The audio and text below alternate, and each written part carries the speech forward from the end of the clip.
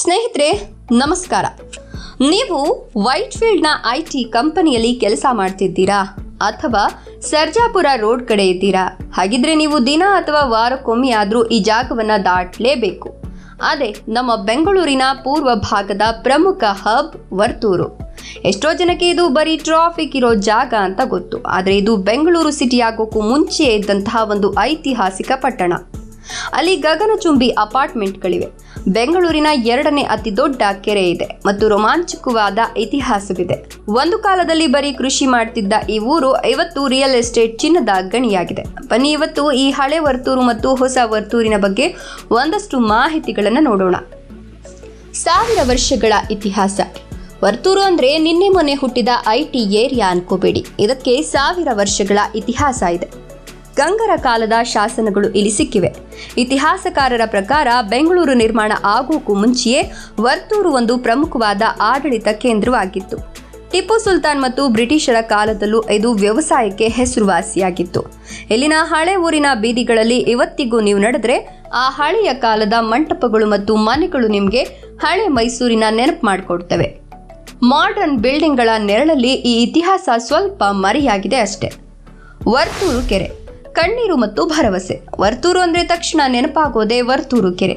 ಬೆಳ್ಳಂದೂರು ಕೆರೆ ಬಿಟ್ರೆ ಇದು ಬೆಂಗಳೂರಿನ 2ನೇ ಅತಿ ದೊಡ್ಡ ಕೆರೆ. ಸುಮಾರು 450 ಎಕರೆಗೂ ಹೆಚ್ಚು ವಿಸ್ತೀರ್ಣ ಇರೋ ಈ ಕೆರೆ ಒಂದು ಕಾಲದಲ್ಲಿ ರೈತರ ಪಾಲಿನ ಜೀವನಾಡಿಯಾಗಿತ್ತು.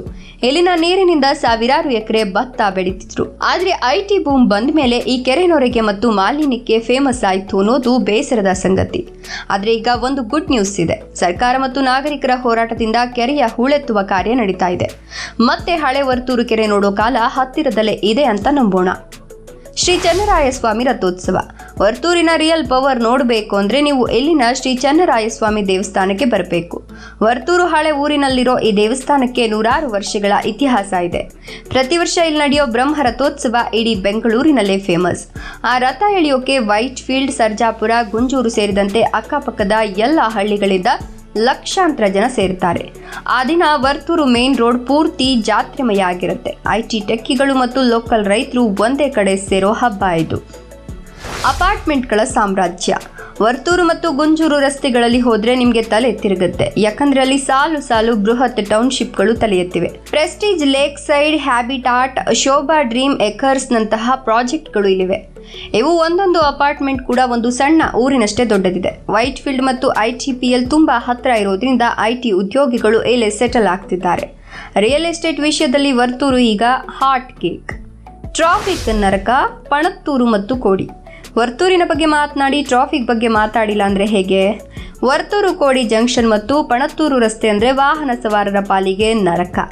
ಇಲ್ಲಿನ ಕಿರಿದಾದ ರಸ್ತೆಗಳು, ಅದರ ಜೊತೆಗೆ ರೈಲ್ವೆ ಅಂಡರ್ ಪಾಸ್ನಲ್ಲಿ ಸಿಕ್ಕಾಕೊಂಡ್ರೆ ಮುಗೀತು ಕತೆ. ಸರ್ಜಾಪುರ ಮತ್ತು ವೈಟ್ಫೀಲ್ಡ್ ಕನೆಕ್ಟ್ ಮಾಡೋ ಶಾರ್ಟ್ ಕಟ್ ಇದಾಗಿರೋದ್ರಿಂದ ಪೀಕ್ ಅವರ್ನಲ್ಲಿ ಇಲ್ಲಿ 1 ಕಿಲೋಮೀಟರ್ ಹೋಗೋಕೆ 40 ನಿಮಿಷ ಬೇಕಾಗತ್ತೆ. ಮೆಟ್ರೋ ಬರೋವರೆಗೂ ಈ ಕಷ್ಟ ತಪ್ಪಿದ್ದಲ್ಲ. ಕೃಷಿ ಮತ್ತು ತರಕಾರಿ. ಇಷ್ಟೆಲ್ಲ ಬಿಲ್ಡಿಂಗ್ಗಳ ಮಧ್ಯೆಯೂ ವರ್ತೂರಿನಲ್ಲಿ ಇನ್ನೂ ಕೃಷಿ ಉಸಿರಾಡ್ತಿದೆ. ವರ್ತೂರು ಸಂತೆ ಇವತ್ತಿಗೂ ಫೇಮಸ್. ಇಲ್ಲಿನ ಸುತ್ತಮುತ್ತಲ ರೈತರು ಬೆಳೆದ ಫ್ರೆಶ್ ಸೊಪ್ಪು, ತರಕಾರಿ ಇಲ್ಲಿ ಸಿಗುತ್ತೆ. ವಿಶೇಷವಾಗಿ ಇಲ್ಲಿನ ಭತ್ತ ಮತ್ತು ರಾಗಿ ಬೆಳೆಗೆ ತುಂಬಾ ಹೆಸರಿತ್ತು. ಈಗಲೂ ಕೆರೆಯ ದಂಡೆಯಲ್ಲಿ ಮತ್ತು ಗುಂಜೂರು ಕಡೆ ಹೋದ್ರೆ ಹಸಿರು ತೋಟಗಳನ್ನು ನೀವು ನೋಡಬಹುದು. ವರ್ತೂರು ಅನ್ನೋದು ಹಳೆಯ ಹಳ್ಳಿಯ ಸೊಗಡು ಮತ್ತು ಹೊಸ ಸಿಟಿಯ ಗಲಾಟೆ ಎರಡೂ ಇರೋ ವಿಚಿತ್ರ ಜಾಗ. ಇಲ್ಲಿ ಕೆರೆಯ ಸೌಂದರ್ಯನೂ ಇದೆ, ಟ್ರಾಫಿಕ್ನ ಕಿರಿಕಿರಿನೂ ಇದೆ. ಆದರೆ ಭವಿಷ್ಯದಲ್ಲಿ ಇದೊಂದು ಅದ್ಭುತವಾದ ರೆಸಿಡೆನ್ಸಿಯಲ್ ಏರಿಯಾ ಆಗೋದ್ರಲ್ಲಿ ಡೌಟೇ ಇಲ್ಲ. ವಿಡಿಯೋ ಇಷ್ಟ ಆಯ್ತಾ? ವರ್ತೂರಿನಲ್ಲಿ ನಿಮ್ಮ ಫೇವ್ರೆಟ್ ಜಾಗ ಯಾವುದು ಅಂತ ಕಮೆಂಟ್ ಮಾಡಿ, ಲೈಕ್ ಮಾಡಿ, ಶೇರ್ ಮಾಡಿ. ಮರಿದೆ ನಮ್ಮ ಚಾನಲನ್ನು ಸಬ್ಸ್ಕ್ರೈಬ್ ಮಾಡ್ಕೊಳ್ಳಿ.